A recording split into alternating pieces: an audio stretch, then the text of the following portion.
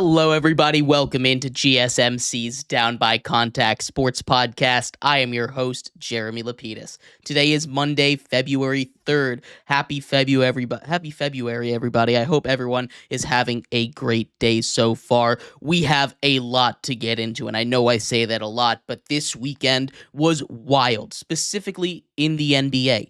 Two massive trades took place, including a league-altering move that sent Luka Doncic, a top 5 NBA player in the league right now, over to the Lakers in exchange for Anthony Davis and some pieces. We will break down everything that is going on with that trade, everything surrounding that, and much more. But before we get into that, remember, if you would like to be an even bigger part of the show than you already are, all you need to do is go to gsmcpodcast.net. Or if you're on YouTube, you can use that super chat feature. If you do either of those two things, a message should pop up on the bottom of the screen for you, me, and everybody else around the world to see. If you do have a burning question about sports, anything at all that you would like to ask, go ahead and throw that in the comments. Throw it in the chat. I will get to it as soon as I possibly can. I appreciate everybody so much for sticking around, talking some sports with me here on a beautiful Monday, February 3rd. But like I was saying, we are going to get into the big news of the weekend, the shock of all shock around the NBA world. Luka Doncic has been traded to the Lakers in exchange for Anthony Davis and a couple of other pieces. The full trade details don't really matter that much, honestly. You get Markieff Morris and Max Christie switching teams as well. This is the big move that has been going on around the world. It's a move that was shrouded in secrecy, a move that nobody saw coming, nobody, including Shams Charania, the senior insider for ESPN. This is a massive move, maybe the biggest one in the history of the NBA as far as trade talents go. You're trading a top 5 consensus NBA guy, a guy who has made 5 first-team All-Pro NBA teams in his first 6 seasons. That is what I mean by a consensus top 5 guy, a guy that led his team to the final. A guy that led the league in scoring last year, and yes, he's gone through some injury issues, but this is a guy that should not, by any circumstances, be traded, especially at the age of 25. Anthony asks, with this trade with Luka, do you think that he could have done one for one with Luka and Jimmy? The reason, and we'll get to it, this trade was so shocking.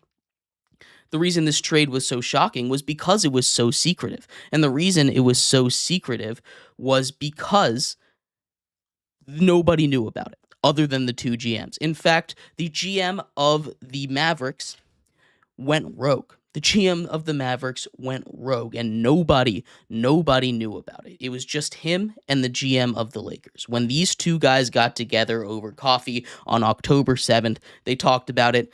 The GM of the Lakers laughed in his face. They laughed in his face. They said he didn't think he was serious.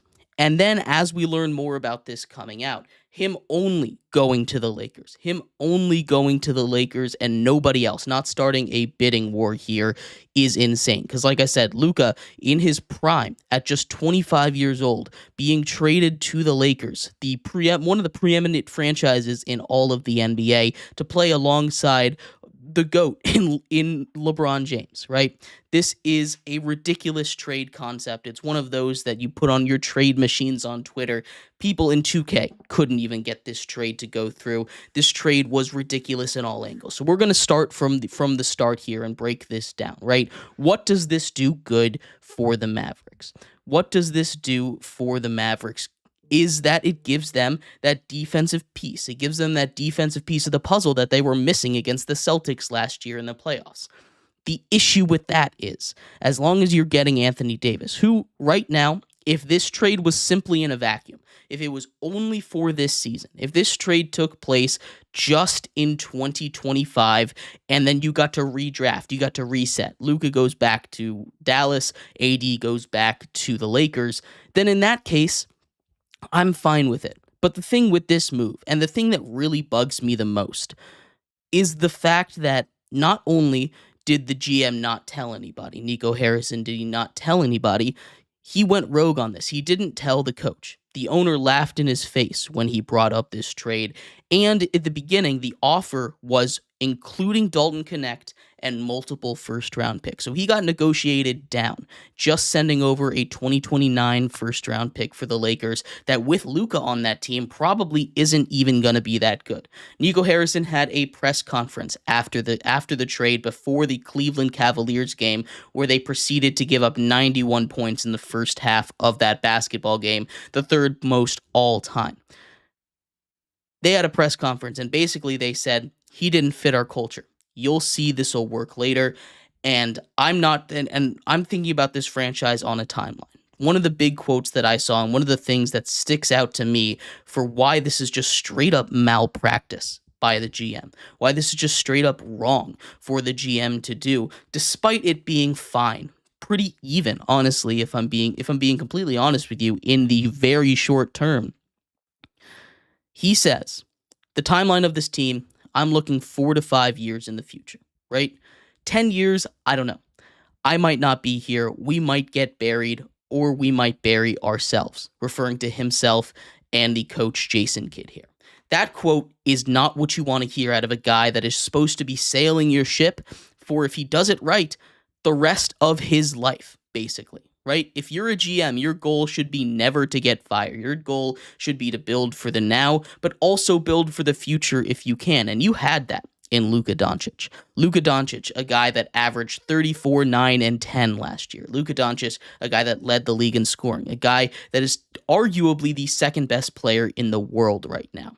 A guy that was going to be a Maverick for life, did not ask out, did not want to leave, had found a home in Texas. That is insane that you just all of a sudden snap your fingers and that guy is gone. And it's even crazier that, again, not a single soul knew about this trade. Not a single person outside of Nico Harrison and the GM of the Lakers knew about this trade. Harrison should be out immediately because of this. And I think this is going to work for Dallas, right? I think this trade is going to work in the short term. Anthony Davis has said himself he thinks he's better as a player when he plays that 4 position instead of the 5. And he's going to be able to play that 4 position in Dallas. You team him up with Kyrie Irving and Klay Thompson, and they've got a pretty solid lineup there. There's no doubt about that. There is no doubt about that. In the short term, this Mavericks team is going to be a contender in the West. But you also have to look at the future. And Luka is immediately going to be an MVP caliber player over there with the Lakers. If they can find a way to get a center either this season or in the off season, this team is immediately going to take off. Not only are we going to get to see LeBron James playing with Luka Doncic, which is just going to be a lot of fun to watch, but this team, this Lakers team is going from Kobe, a little bit of a lull there, to LeBron James, and then no lull at all immediately to the next big thing in Luka Doncic. And he's going to have a great time over there in LA. There's no doubt about it. But this is a brutal blow. This is a brutal blow to a fan base that's one of their key things has been loyalty, right? Dirk Nowitzki, another guy coming over from overseas, over in Europe, Eastern Europe, and he comes over and he immediately is the face of that franchise. He is the quintessential Dallas Maverick. You have that MFFL, Maverick for effing life, right? That's their slogan, right? And Mark Cuban was a guy that really stuck by that principle. There was a quote that came out of something he said a little while ago where he said, if I had to choose between trading Luka or divorcing my wife, we would be signing the papers on Monday. Right, and that's not in response to the trade because he sold his majority stake, and he clearly has no hands on this team anymore. But this is one of the biggest blunders of a superstar in NBA history, and it doesn't just hurt the future of their franchise. Right, this hurts Luka personally. This hurts the image of the Mavericks as we head into the future. Luka Doncic was going to be eligible for a $345 million contract with a supermax deal. He now gets traded and is no longer eligible. He's still eligible for that max contract, but the thing with the Supermax and the thing with the NBA is they like to incentivize you being loyal, right? They like to incentivize players not going to a new team, so they avoid getting those super team contracts, right? Getting those super teams together like we saw with the Celtics, with the Heat, and those big threes being built. You get that supermax. Dallas could have been happy. They would have been happy with a guy that made the finals. And the argument, another argument against Luka here, and another reason why they wanted him out was because they said he was fat. They said he was chubby. He got to 270 pounds. And I think we should learn by now, in this basketball world, in this culture of basketball, with arguably the two best players in the world being not stereotypically in shape, we should have seen that that's not a big deal. I understand if you're criticizing a guy like Zion Williamson for getting injured and having injury issues with his weight, but Luka has not had injury issues with his weight. Luka has gone out there and consistently dominated. And if they want to go out there and they want to say that he is not in shape, he's looking a little chubby, who cares? Who cares? Honestly, that is the stupidest argument that you possibly could have put out there for getting rid of Luka Doncic. Luka Doncic is a special player. You should never have ever moved him in a million years. And this feels more like a personal grudge because I don't know what's going on over there, but everything that I'm hearing coming out of this, it just feels like the Mavericks did not like Luka. And maybe he's not a great guy for culture, but that doesn't matter. You build your culture around him in the NBA. In a sport where a single guy can immediately take you to the top, when a single player can immediately make you a contender, like the NBA is, you bend your knee to that guy. That's why the players have so much power in the NBA. There's no other sport where the players have this much power. Patrick Mahomes, as amazing as he is in the NFL, the Chiefs can win without him, right? They can find ways to do it if they build the team the right way, right? It's so important, and that's why he doesn't have all of this control. And that might not be the greatest example because he's a very special player, but it's not like it is in the NBA in any other league where the players have so much power because they can basically control by themselves how a game goes a lot of the time. And that's why we're seeing this. To get rid of Luka is just malpractice by the ownership, by the GM, and he should not have a job right now. I understand. In the short term, it might look good. Like I said, Anthony Davis, what he's going to be able to bring to this team as a two-way player, probably the best two-way player in the entire NBA. What he's going to be able to bring to this Dallas Mavericks team offensively and defensively is something, especially on that defensive end, that Luka could not do. But that doesn't matter. When you have a guy like Luka Doncic, you hold on to him until the ship sinks. You hold on to him like he is a life raft in the middle of the ocean. You do not let that man go. And instead, they just threw caution to the wind and they said, we are shortening our timeline by 10 to 15 years. They went from a timeline with Luka Doncic being dominant for at least the next 10 years to a timeline where they could be dominant for maximum 5 more years, and more likely 2 or 3, potentially 4, right? These guys are old. Anthony Davis is going to turn 32. He's in a month.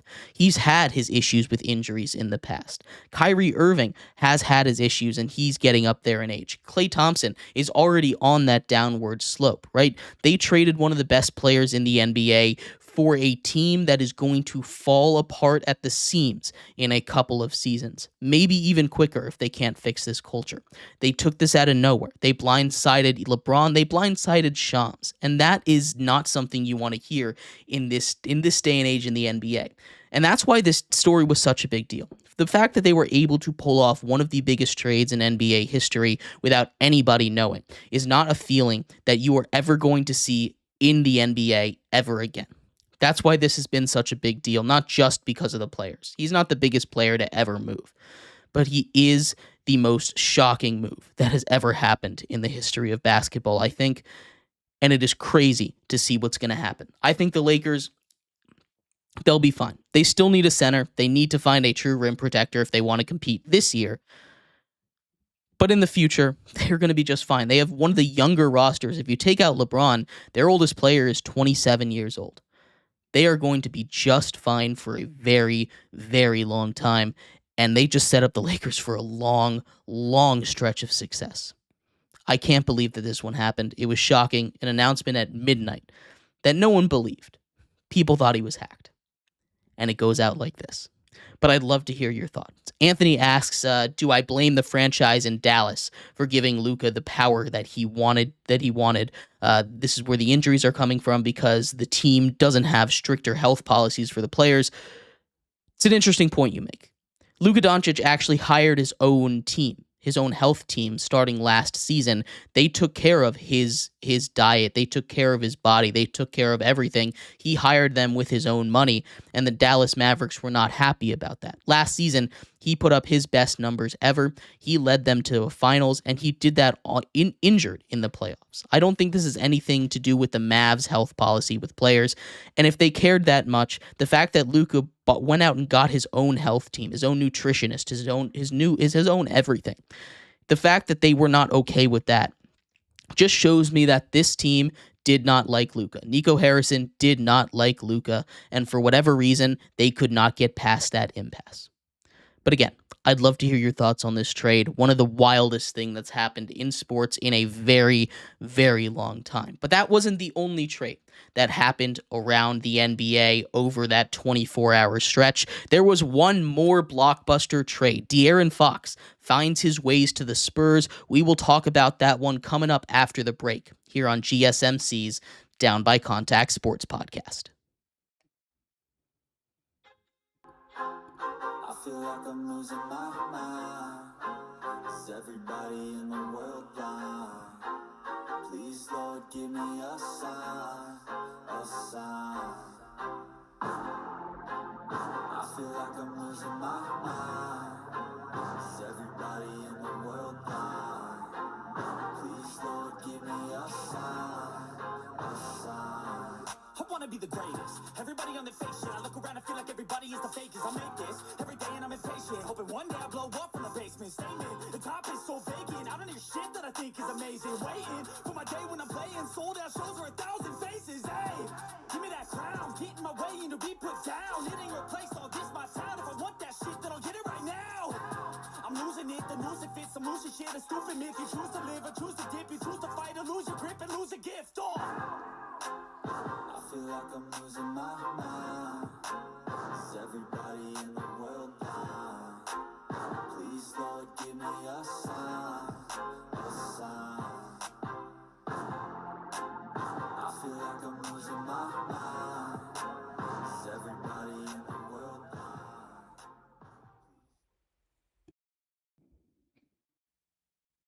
Welcome back to GSMC's Down by Contact Sports Podcast. I am your host, Jeremy Lapidus. Today is Monday, February 3rd. If you're just tuning in, we just finished going over the Luka Doncic trade, the trade that sends Luka to the Lakers at just 25 years old. Wild, wild stuff. In this segment, we turn our attention to the other major trade that took place this weekend. De'Aaron Fox gets his wish. He now gets to play in San Antonio with Victor Wembanyama. We'll talk about that trade, what led up to it, what each team got, and who won that trade. But before we do that, remember, if you would like to be an even bigger part of the show than you already are, all you need to do is go to gsmcpodcast.net.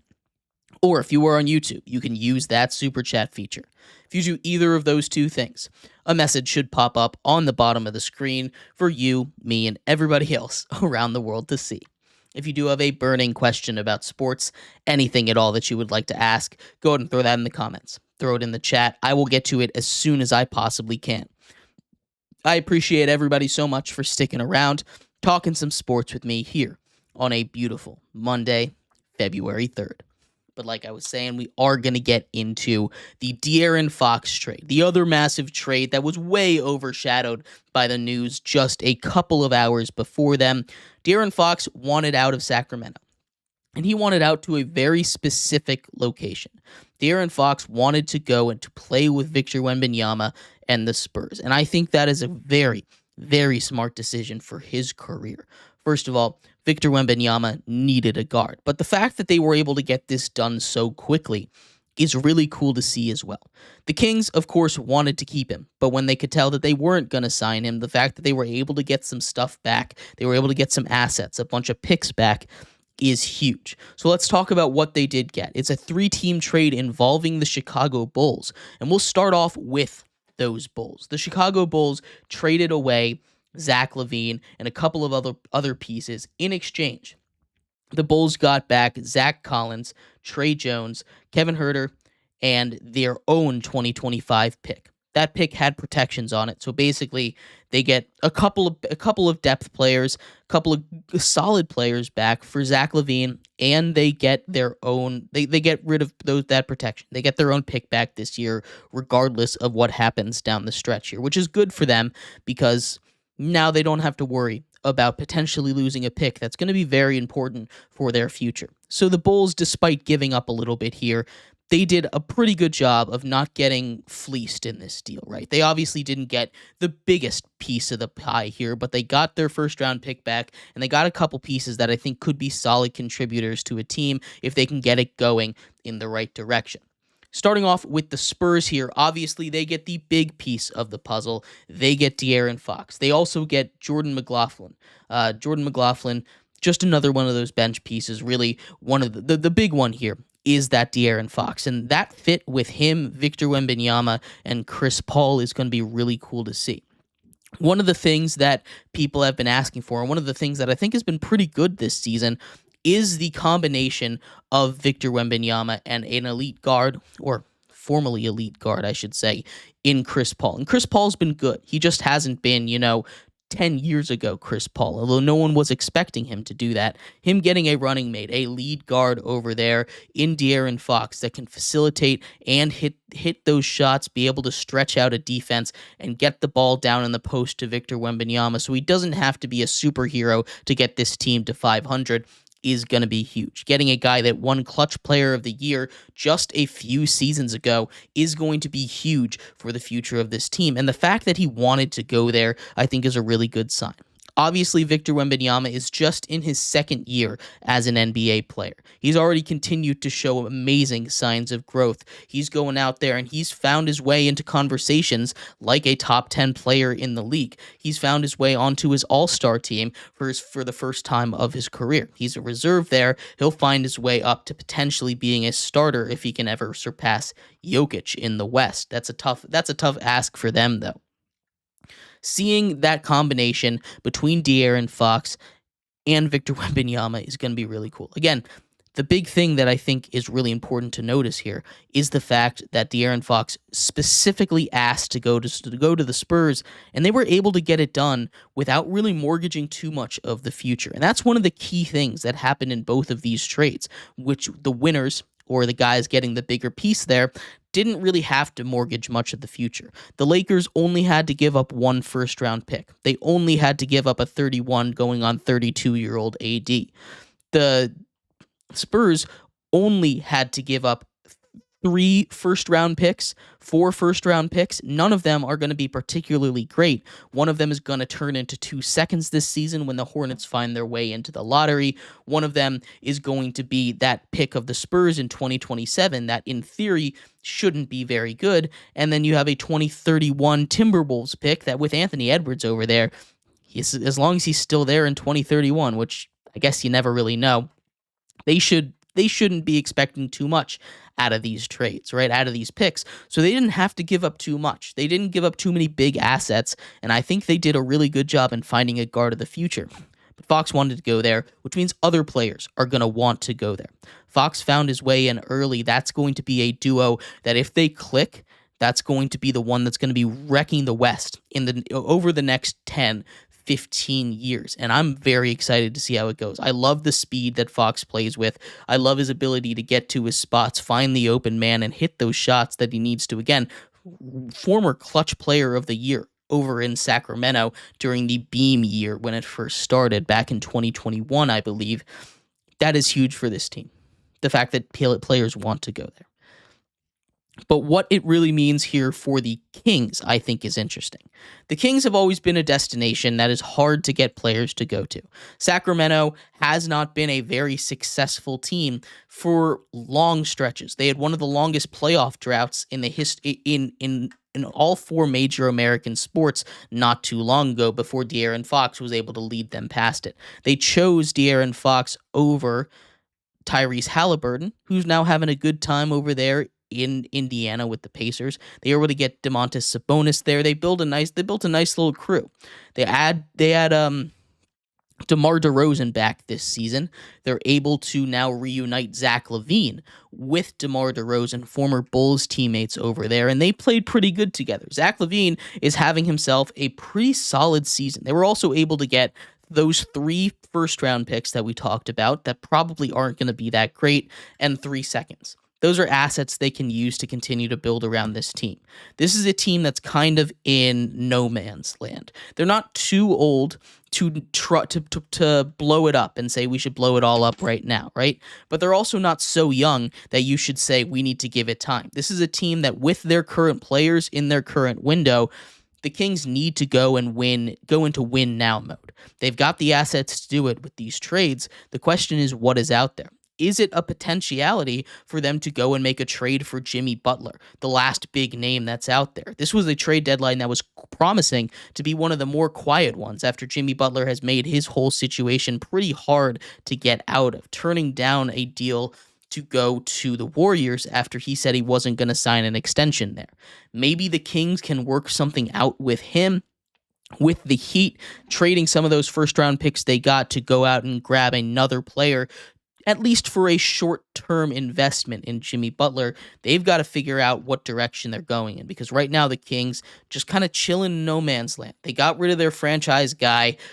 It's not something you can't recover from because they still have some talent, but they need to decide, are they going all in now, or are they just going to say, screw it, we're done, we're building for the future, we're tanking now, we're getting rid of all of our guys? Both of those are completely valid options for this team. If they wanted to start to sell, they've got a bunch of guys they could sell. They've got Sabonis, who's been really good, one of the more underrated players in the NBA. They just got Zach LaVine, who they could maybe flip. He's having a really efficient year, shooting over 40% from 3, and he's healthy right now. Still 29, still not even 30. He's been a piece the Bulls have tried to move off of for a while and have not been able to with his massive contract. And they have DeMar DeRozan, who they also brought in this offseason. These are all guys that you could probably move, not for the whole world, but at least for a little bit, get you set up for a pretty solid rebuild.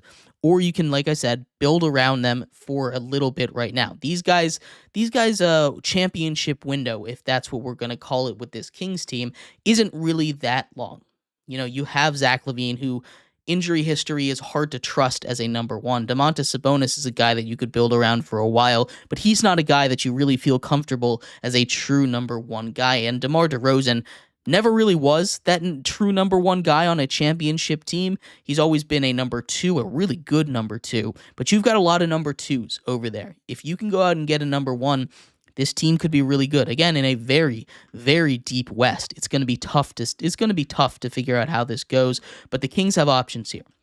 The Kings have plenty of options, and for a guy that they knew wasn't going to come back, they were able to get him where he wanted to go, which is really cool as an organization. It always is when the organization is like, you know what, you want to go here, we'll listen to you, even when they don't have that no trade clause, even when they don't have that we're going to force your hand kind of option. It's good when an organization does right by their players, and I think it's going to be able. That's that kind of move that's going to make it more attractive for free agents and other players to come to Northern California, come to Sacramento in the future, as opposed to down in North Texas with what the Dallas Mavericks just did.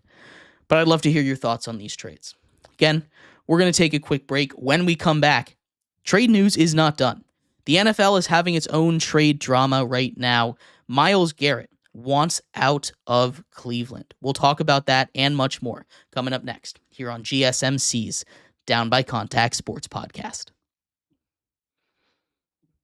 Looking for your daily fix of sports talk without having to pay for it? GSMC Sports Network is available on YouTube. Just search GSMC Sports Network. Get your fix of daily sports talk shows on YouTube. Absolutely free. NFL, college football, NBA, MLB, MMA, UFC, fantasy football, and so much more. GSMC Sports Network has shows running all day long, with new sports shows starting every 2 hours. Just like on your favorite cable sports channel, except GSMC Sports Network is absolutely free. Just search GSMC Sports Network on YouTube to catch one of your new favorite shows, like the GSMC College Football Podcast, Chip Shot Football Podcast, Hoops and Heels Women's Sports Podcast, GSMC Basketball Podcast, and so many more. Check it out for yourself. GSMC Sports Network, now available on YouTube absolutely free. Search GSMC Sports Network on YouTube right now.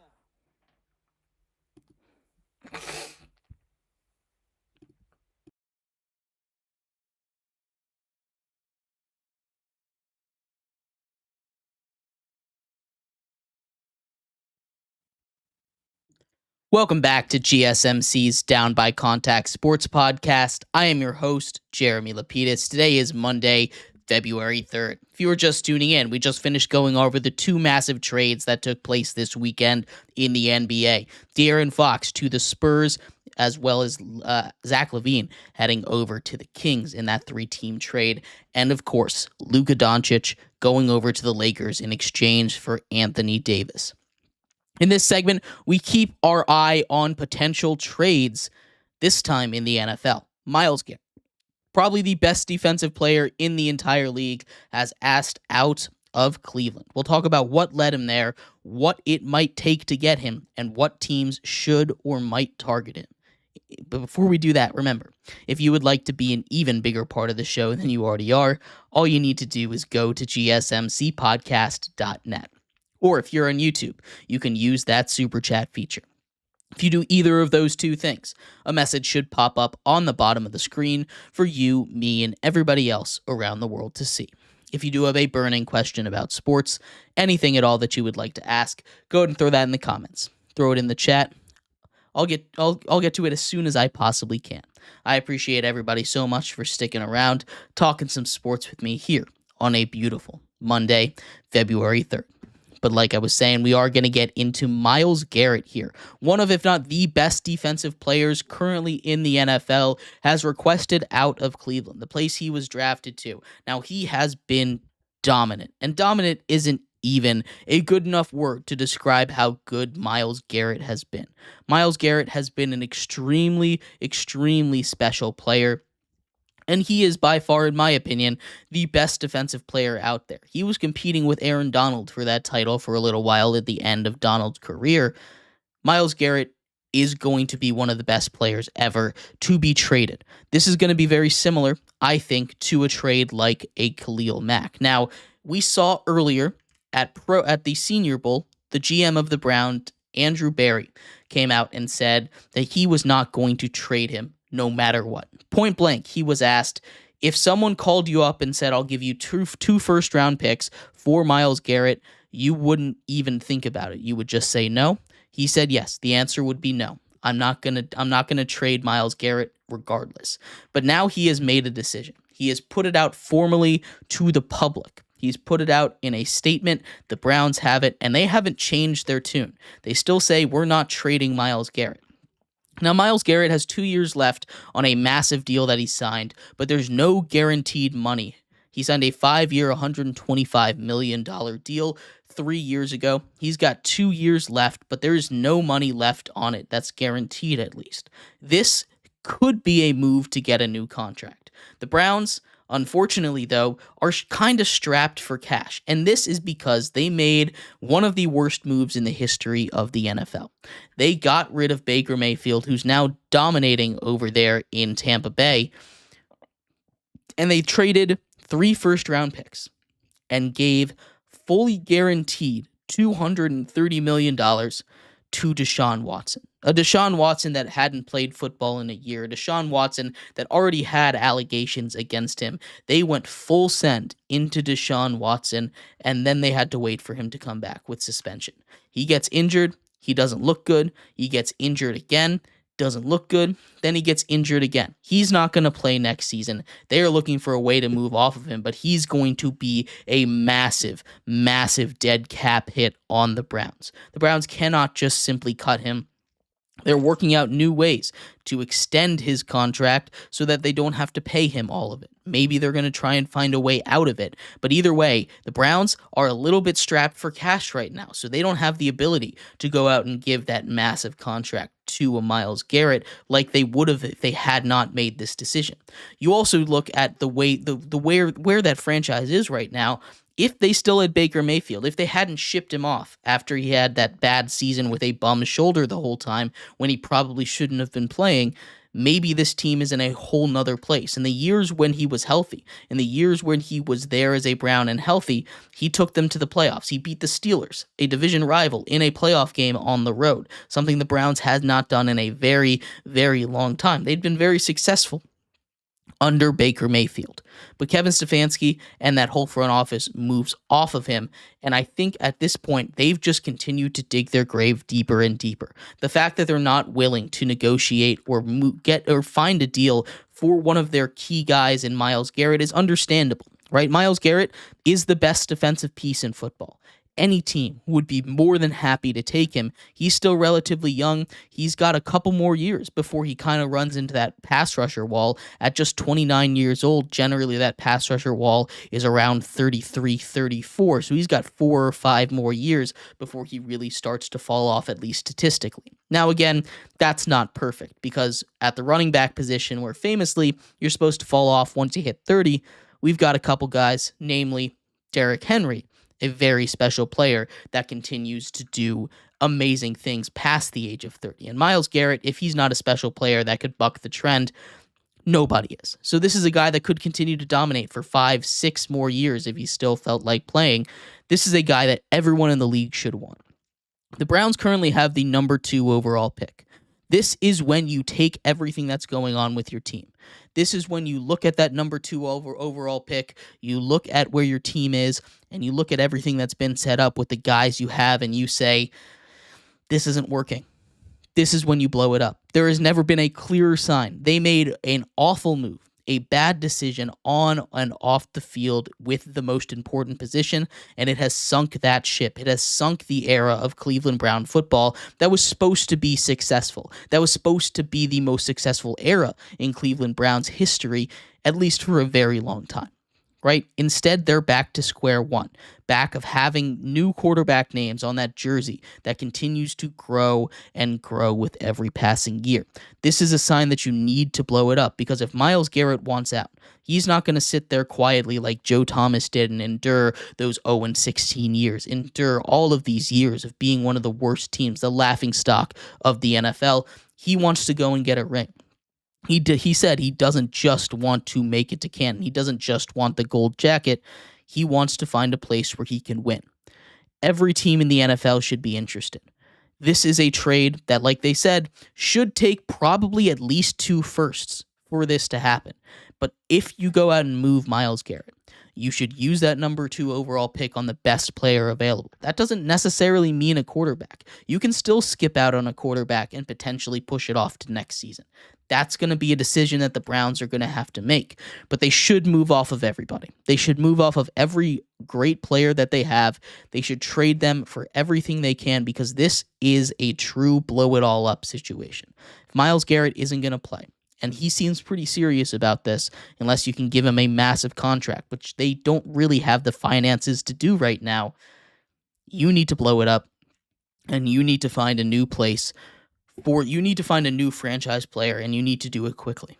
You can go get an Abdul Carter with that 2nd overall pick in the draft. You can grab a Travis Hunter, whichever side of the ball you think is going to be best. It doesn't matter. But they need to go out and they need to blow it up right now because this team is just going to slowly devolve into chaos if they don't. I don't think Myles Garrett is going to be a Brown in the upcoming season. A couple places he could go. You hate for me to say it, but the Chiefs are an option. One that I really like is the Bills. One of the things about this Bills team is they've kind of struggled getting pressure off the edge, right? They've kind of struggled with that pass rush. They've got a solid defense, but if they can get one of the best pass rushers in the league right there, that's one to look at. If they're only looking in the NFC because they don't want to deal with him, or at least only once a year potentially, you can look at a couple of contenders over there. The Vikings might be interested. You look at a team like the Rams. They had a really good pass rush this year. If they can add another piece, this is a team that potentially goes and makes a lot of noise. Myles Garrett is going to make some team an immediately better defense. Maybe the Bears want to get in on this. But if we're looking at the NFC, I think probably the perfect spot for him is the Packers. The Packers, their biggest weakness last season was the pass rush. And if you trade 2 first-round picks for the best defensive player in football and develop a pass rush at the same time, this Packers team, the sky is the limit. Under Jordan Love, if that defense can get pressure, especially with the corners that they have, if Jair Alexander can stay healthy, that is a spot that I think would be really, really good for him to go. The Packers or the Bills, I think, are my top 2 options for him. It depends on what the Browns want to do. They could plant their feet and decide, no, we're not going to trade him, but he wants to go to a winner, and I hope the Browns will do right by him, right? We just finished talking about basketball where trades and teams either did or didn't do right by their players. The Browns organization should do right by Myles Garrett, who's the best defensive player in football. But let me know what you think. Is this trade going to happen? Is this just bait to get a new contract? Where will he go? I'd love to hear your thoughts. We're going to take a quick break here. When we come back, we turn our attention over to some coaching news in the NFL. Some coordinators have been hired. We'll talk about what that means for each of those teams and what that means as they head into a really important offseason for some of these new coaching staffs. We'll be right back here on GSMC's Down by Contact Sports Podcast.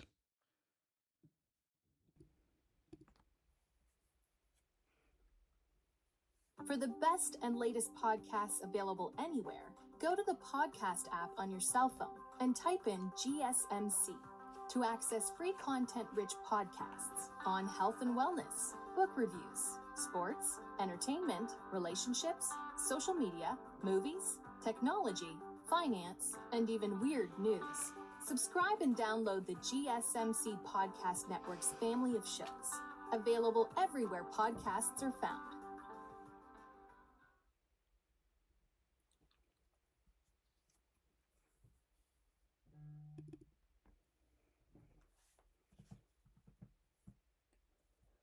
For the best and latest podcasts available anywhere, go to the podcast app on your cell phone and type in rich podcasts on health and wellness, book reviews, sports, entertainment, relationships, social media, movies, technology, finance, and even weird news. Subscribe and download the GSMC Podcast Network's family of shows, available everywhere podcasts are found.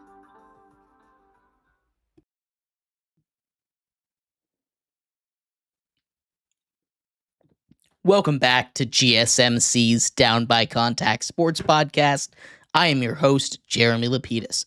Today is Monday, February 3rd. If you were just tuning in, we just went over all of the trade news from the NFL and the NBA. Myles Garrett requested out of Cleveland, as well as the 2 massive trades as the deadline continues to approach at lightning speed in the NBA. In this segment, we continue our NFL talk, this time with a little bit more on the coaching carousel. A couple coordinators, massive coordinator hires have been made. We're going to talk about the Seahawks and the Raiders. But before we do that, remember, if you would like to be an even bigger part of the show than you already are, all you need to do is go to gsmcpodcast.net. Or if you are on YouTube, you can use that super chat feature. If you do either of those 2 things, a message should pop up on the bottom of the screen for you, me, and everybody else around the world to see. If you do have a burning question about sports, anything at all that you would like to ask, go and throw that in the comments. Throw it in the chat. I will get to it as soon as I possibly can. I appreciate everybody so much for sticking around, talking some sports with me here on a beautiful Monday, February 3rd. But like I was saying, we are going to get into the 4th segment here on our show. Chip Kelly. That's what we're going to start with. The Raiders hired him as their offensive coordinator. A couple other coordinators to be hired as well, but this is one of those that I think is pretty good. Chip Kelly joins a staff under Pete Carroll. Of course, both of them coming out of college here. One of them as a professor, one of them as a coach, a national champion, I should say, as Chip Kelly comes over from Ohio State. He was the offensive coordinator over there under Ryan Day. They win a national championship. he returns to the league to coach the Raiders. And I think this is really interesting and what it's going to be for the Raiders moving forward. Obviously, Chip Kelly has formed those bonds with those guys at Ohio State. He also was working at UCLA for the year before as the head coach before taking the job as the OC for Ohio State. Chip Kelly has head coaching experience around football, including for the Philadelphia Eagles, where he was really effective with a high-speed offense, right? Him being able to focus on that, I think, is going to be really interesting, and I think it shows a lot for what road this Raiders team is going down. Right, the Raiders have a quarterback question, and that's the first and foremost one. That's the big one that they need to answer. What are they going to do at the quarterback position? Right now, we look at them at number 6 in the NFL draft. They're likely not going to be able to get the guy that they have been rumored to be really in love with in Shedeur Sanders. Shedeur Sanders, I think, is a guy that maybe could fall to them, but it doesn't sound like he's getting past the Giants at 3 if the Giants are taking him, if he's still there for the Giants at 3. Everything seems to indicate that the lowest he would go is 3 to the Giants. But let's take a look at some of the other quarterback options, right? Now that Chip Kelly has found his way to the NFL, those Ohio State guys are still out there. Will Howard is a really interesting quarterback, late-round quarterback that you might be able to take. If it wasn't for that run that wins that national championship, he's probably going in the 5th, 6th round. Now some mocks are having him as high as the late 1st, maybe even 2nd round. I tend to believe 2nd or 3rd round is where we're looking at a guy like Will Howard that Chip Kelly has had a lot of time to work with. Chip Kelly is going to know if he is the guy that the Raiders can run on, can continue to rely on. This is going to be a really interesting one because it's not just him. The Raiders still have that top pick in the 2nd round. They can go out and they can get one of those running backs coming out of Ohio State in a stacked running back class. This is a couple of moves that they can poach that Ohio State offense and just bring it up to the NFL level.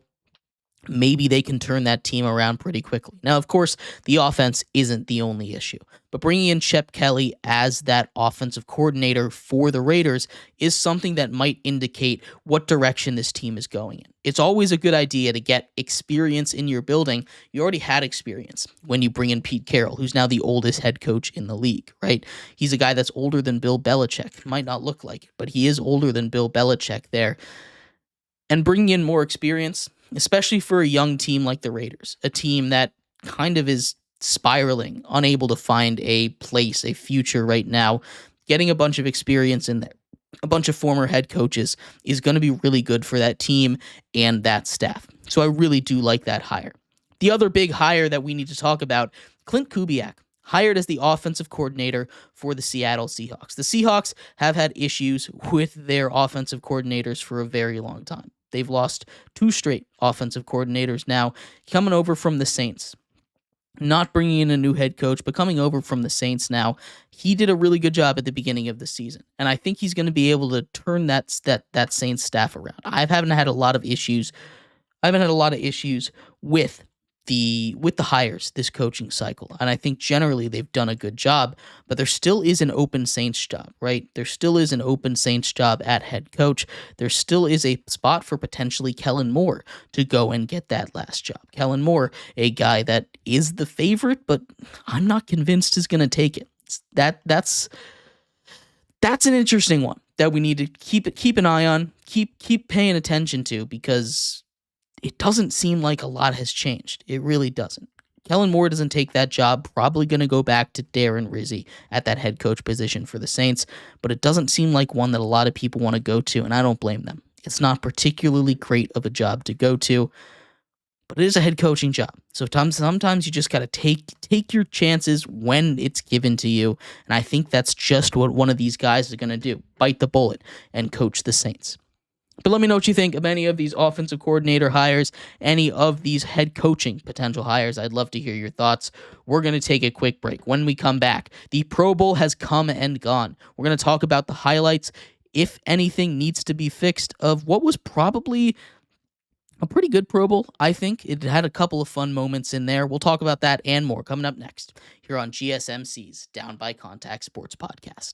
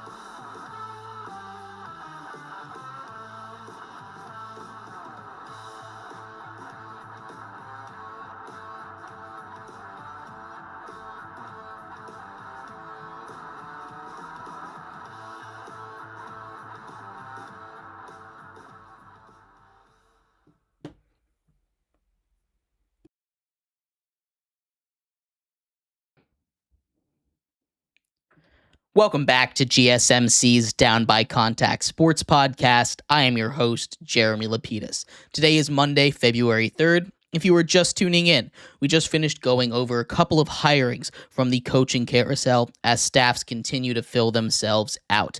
In this segment, we turn our attention to the Pro Bowl. Football happened this weekend, although it wasn't very important, and honestly, it wasn't very good, but there were a couple of fun moments that we can take away as we try to fix the Pro Bowl, a dying system that we really saw get put into the limelight this season when a couple of rookies took off themselves just because they didn't feel like doing it, which I think is a really bad sign. But before we get into that, remember, if you would like to be an even bigger part of the show than you already are, all you need to do is go to gsmcpodcast.net. Or if you are on YouTube, you can use that super chat feature. If you do either of those two things, a message should pop up on the bottom of the screen for you, me, and everybody else around the world to see. If you have a burning question about sports, anything at all that you would like to ask, go ahead and throw that in the comments. Throw it in the chat. I will get to it as soon as I possibly can. I appreciate everybody so much for sticking around, talking some sports with me here on a beautiful Monday, February 3rd. But like I was saying, we are going to get into the Pro Bowl here just a little bit. The Pro Bowl was basically everything that you expected, right? The NFC gets their third straight win. In the current era, the NFC is 3-0. Eli Manning has outcoached Peyton Manning 3 straight times, although that doesn't really mean too much, right? One of the key stories heading into this Pro Bowl was the amount of players that opted out. And some of those guys that did opt out were rookies. Jaden Daniels included. Guys like Bo Nix were asked if they wanted to join the Pro Bowl. They said no, reportedly, right? You have Drake May coming in as a rookie, and he looked fine in that game. It was one of those ones where it didn't really matter. Those guys were having fun out there, and I think that's the most important thing. We saw a couple of good plays, and I think one of the coolest things that I saw out there was that these guys weren't just walking. They were trying. They were having fun, right? You got to see Jackson Smith-Njigba play a little bit of quarterback through 2 pick sixes. Probably never going to be a quarterback again. In fact, he said on his Twitter that he retired from being a quarterback after throwing 2 pick sixes and almost costing the NFC the game. But it was a little bit of fun out there. You got a couple of crazy moments, a bunch of players playing out of position, Kevonta Turbin being an excellent rusher in flag football, which of course he is because of his speed there, just an absolute demon over there. But a couple of those events were fun. You had the tug of war where you're just not pulling down Dexter Lawrence and Vita Vea when they're on that side of the rope. Those 2 big boys when they're right there, it's just not happening. But the game itself was not as bad as years past. And I see the vision with this flag football game because you have these guys, again, just having fun. A picked off 2-point conversion, you had the whole AFC side rush onto the field instead of letting Jahmyr Gibbs score, right? This was just one of those moments, one of those games where you had these guys going out there and having fun. Nobody got hurt. No one was really taking it too seriously. And I think that's exactly what you needed out of the Pro Bowl. I'd like to see some guys show up, right? We saw a lot of rookies go out there and have fun. We saw Malik Neighbors have a spectacular catch over there, mossing two guys, basically, catching a couple touchdowns, playing great defense on Jamar Chase.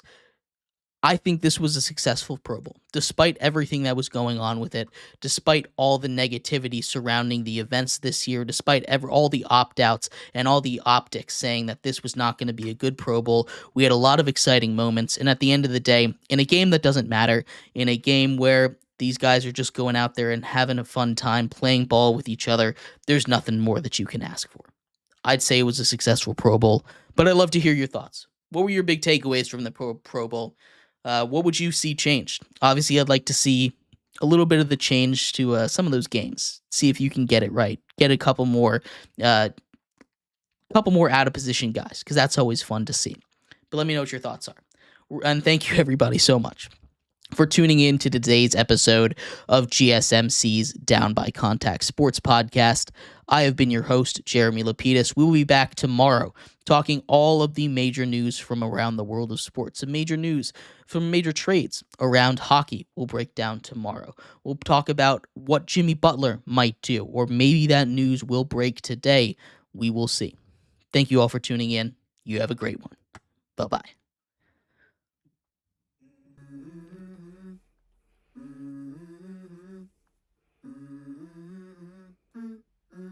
Let's go. I wake up to a little bit of drool on my pillow, feel like it's gonna be a bad day. Yeah, I'm tired of shit, and the coffee ain't hit yet.